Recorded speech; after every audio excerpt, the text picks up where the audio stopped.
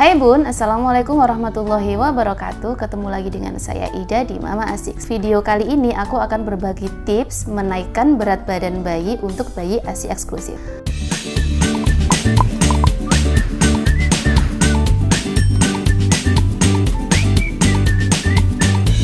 Perlu kita ketahui dulu Bun bahwa perkembangan setiap bayi itu berbeda. Jadi perkembangan bayi satu dan bayi lainnya itu berbeda, tapi tentu dengan acuan kurva KMS. Jadi kita nggak bisa melihat perkembangan berat badan bayi itu dari fisik luarnya aja.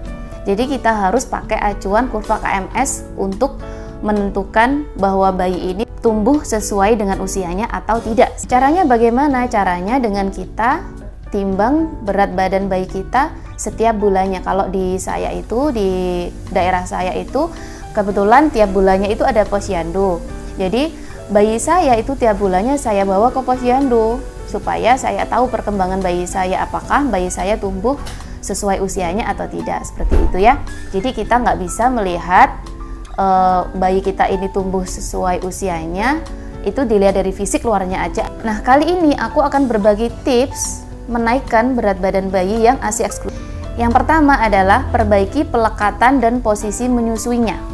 Aku akan praktekkan ya bagaimana pelekatan dan posisi menyusui yang benar, karena biasanya kalau ibu baru atau new mom kayak aku dulu anak pertama itu aku belum paham bagaimana pelekatan yang benar, bagaimana posisi yang benar itu nggak tahu. Jadi aku asal nenenin gitu aja. Ada ilmunya bahwa posisi dan pelekatan bayi itu harus benar-benar kita pelajari. Aku pakai boneka peraga ya.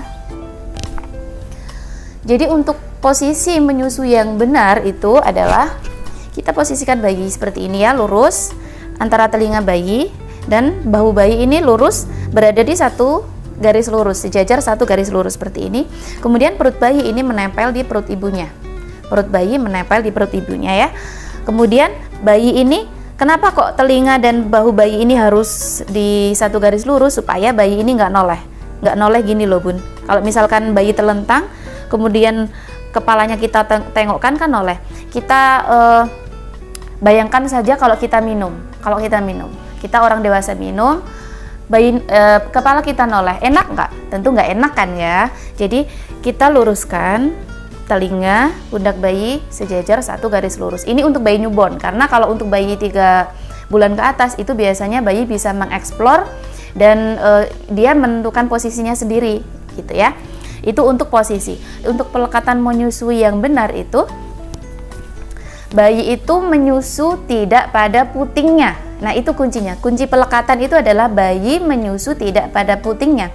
Nah, di mana ini biasanya jadi permasalahan ya buat bunda-bunda yang, Bun, ini putingku kecil, aku nggak bisa menyusui gitu. Itu sebenarnya tidak seperti itu. Memang sulit tapi bisa. Kenapa? Karena bayi menyusui itu yang benar di area areola. Area areola itu sini Bunda ya. Warna gelap di bawah puting. Jadi bukan pada putingnya. Seperti itu. Jadi sebenarnya kalau puting tenggelam, puting kecil itu tidak menjadi masalah. Nah, kita kembali lagi bagaimana pelekatan yang benar. Pelekatan yang benar itu areola bagian atas itu terlihat lebih banyak daripada areola bagian bawah. Artinya apa? Artinya mulut bayi lebih banyak menjangkau area areola atau lebih nganga gitu ya Bun ya. Artinya mulut bayi yang bawah itu terputar keluar atau memble keluar, dan itu otomatis mulut bayi terbuka lebar dan bisa menjangkau lebih banyak areola. Caranya supaya bayi mau mangap lebar ya Bun ya, itu kita posisikan hidung dengan puting ibu ya, kita posisikan hidung. Ini posisi gini ya Bun ya, tapi aku peraganya gini aja. Kita posisikan hidung dengan puting bayi, otomatis, dan putingnya kita sentuh-sentuhkan ke mulut bayi gini, otomatis bayi akan nganga gini, akan nganga dengan lebar, dan mulut bibir bawahnya otomatis akan terputar keluar atau memble gitu ya. Jadi pelekatan yang benar itu adalah bayi menyusu di area areola, bukan pada puting. Tips yang kedua yaitu menyusui semau bayi. Artinya apa? Artinya sebenarnya kalau menyusui bayi itu tidak boleh kita jadwal, kita susuin aja semau dia. Yang setidaknya itu 2-3 jam. Bagaimana kalau bayi itu tidur lebih dari 3 jam? Ya wajib kita bangunkan gitu ya. kalau bayi tidur lebih dari 3 jam kita bangunkan untuk nenen. Tapi saya rasa kalau sepengalaman saya ya, anak saya yang 2 itu tidak tidurnya tidak lebih dari 3 jam. Jadi kalau misalkan tidur dari 3 jam itu wajib kita bangunkan untuk nenen. Tapi untuk jadwal kita ikutin gitu loh Bun. Kita ikutin bayinya. Jadi kita bukan kita yang menentukan, tapi kita biarkan semaunya dia. Kayak misalkan mau sejam sekali ya biarkan, nggak apa-apa. Mau 1 jam sekali ikutin aja, mau 2 jam sekali ya ikutin aja. Tips nomor 3 yaitu meningkatkan produksi ASI. Bagaimana sih Bun cara kita meningkatkan produksi ASI? Yaitu kita susui bayi sesering mungkin. Kemudian sering mengosongkan payudara. Mengosongkan payudara itu bagaimana? Sebenarnya sudah saya jelaskan di video sebelumnya ya. Jadi kita susuin bayi sampai bayi melepasnya sendiri. Jadi sampai benar-benar kosong. Kalau misal bayi sudah kenyang padahal payudara kita belum kosong, kita perah sampai kita kosong. Jadi susuin bayi sesering mungkin, kemudian kosongkan ke payudara. Kemudian yang ketiga adalah makan dengan makanan gizi seimbang gitu. Jadi ibu menyusui itu gizinya harus seimbang karena kita selain memenuhi kebutuhan nutrisi kita harus memikirkan nutrisi sekejap. Tips yang nomor 4 yaitu hindari memberi empeng atau dot. Nah ini yang biasanya menjadi permasalahan ya buat ibu-ibu menyusui, karena kalau misalkan mau ditinggal nyuci, mau ditinggal nyetrika gitu, bayinya dikasih empeng atau dikasih dot. Padahal sebenarnya nggak seperti itu, karena kalau misalkan bayi sudah kenyang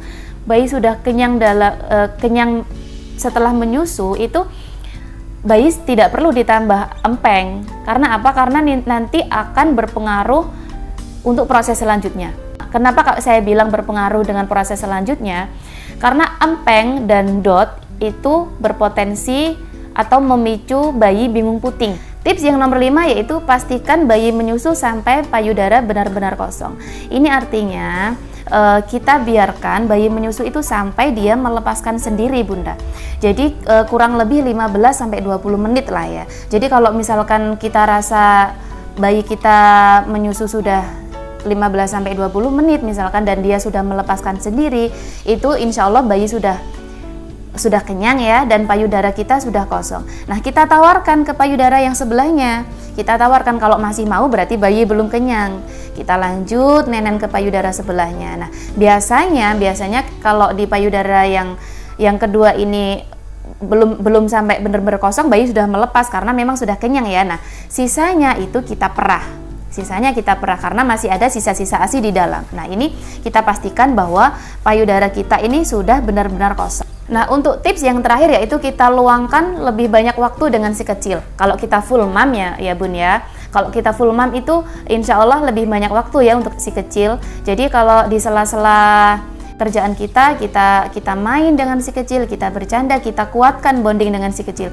Jangan pikirkan setrikaan yang beranak pinak ya Bun ya. Jangan pikirkan cucian yang beranak pinak, karena kalau cucian dan setrikaan itu bisa kita kerjakan besoknya. Tapi kalau ikatan bonding kita dengan bayi kita itu tidak bisa kita ulang gitu. Jadi luangkan lebih banyak waktu lagi dengan si kecil, insya Allah itu akan bisa meningkatkan produksi ASI gitu ya. Nah untuk yang working mom bagaimana? Untuk yang ibu pekerja itu ya kalau pulang kerja ya, kalau kita pulang kerja kita luangkan lebih banyak waktu lagi sama si kecil gitu.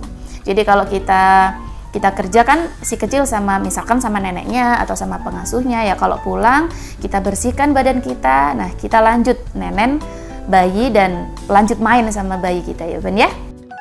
Nah itu tadi Bun tips menaikkan berat badan bayi dengan ASI eksklusif ya. Semoga tips-tips dari aku ini bermanfaat. Ketemu lagi di video-video aku selanjutnya ya.